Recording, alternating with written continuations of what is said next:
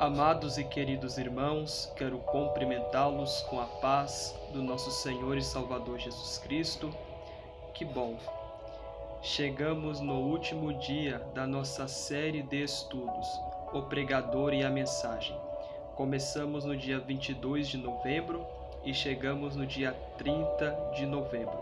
Que Deus te abençoe, a sua vida e a sua casa, e que este último ensino bíblico possa abençoar a sua vida e abençoar o seu ministério.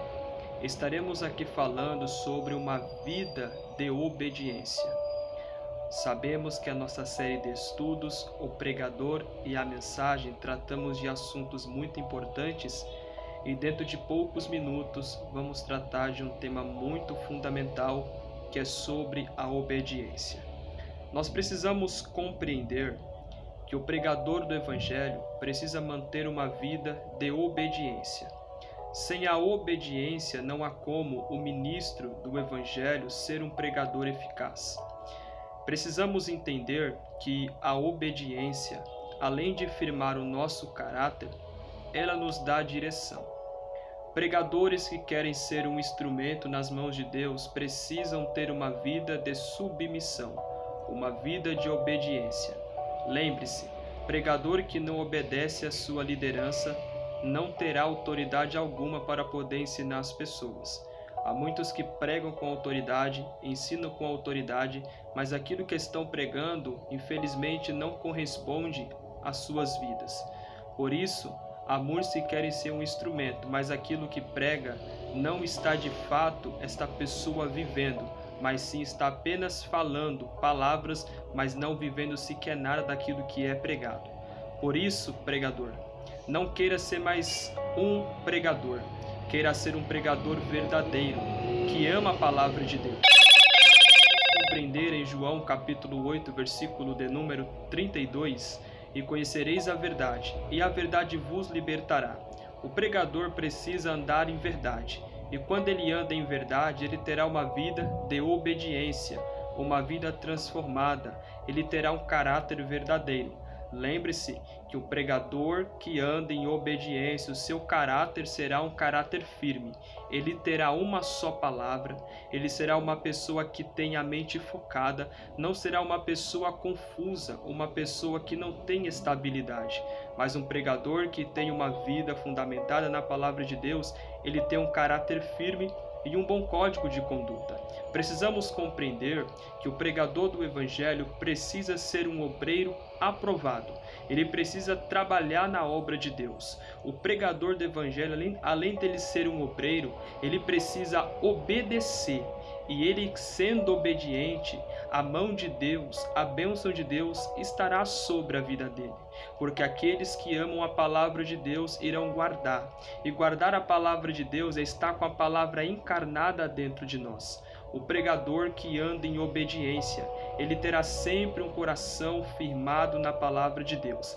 Ele não vai se desviar nem para a direita nem para a esquerda, mas os seus olhos estarão focados em Cristo Jesus. O pregador do Evangelho, quando ele vive uma vida de obediência, a mão de Deus o guiará. A mão de Deus o fortalecerá. A mão de Deus o sustentará. Por isso, guarde algo de muita importância. Obedeça a palavra de Deus.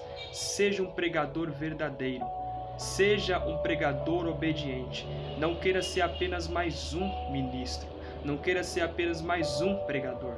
Não queira ser mais apenas mais um servo, mas queira ser um servo verdadeiro, um servo obediente, um pregador que reflete a glória de Deus, o caráter de Deus, assim como a igreja primitiva tinha o caráter fundamentado e baseado nas Escrituras. Que o nosso caráter seja verdadeiro e que as nossas ações, que as nossas atitudes, que a nossa vida corresponde àquilo que estamos pregando, porque isso é fundamental.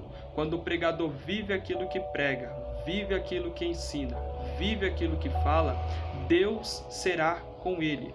Nós iremos observar algo de muita importância em João capítulo 14, versículo 23.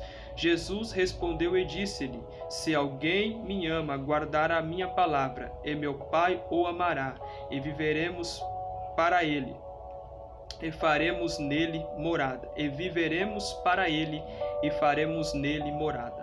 Aqueles que honram a palavra de Deus e guardam a sua palavra, Deus irá viver, Deus irá habitar.